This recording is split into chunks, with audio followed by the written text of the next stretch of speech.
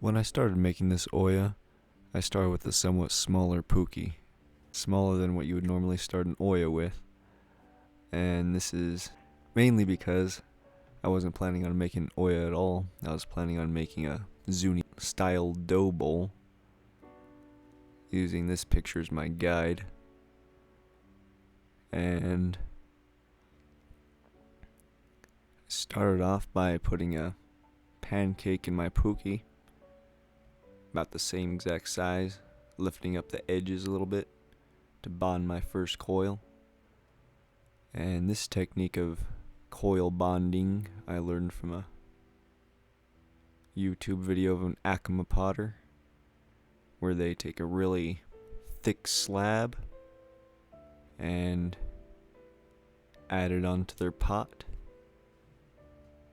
Of course, I didn't do this in the right order. They add 2 slabs, they let it sit up, and then they scrape the desired shape of their pot. As you can see right here, I made the mistake of scraping my pot before I added my second coil,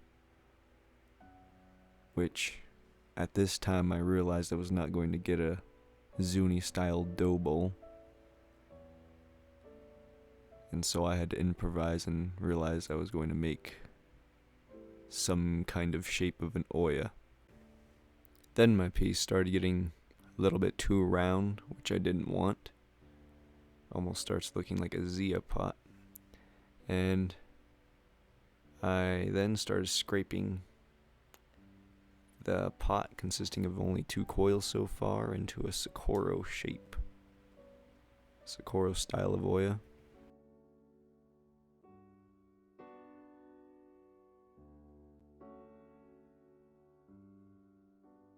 I then roll out my 3rd coil for making my rim.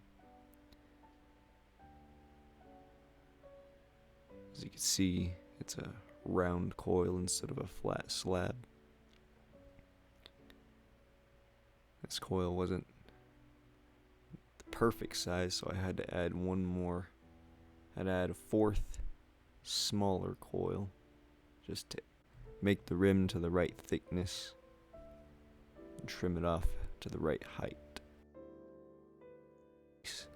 I was planning on making like I said, a larger dough bowl, but this is what it turned into, and I'm still happy with the results. Hope you enjoyed watching.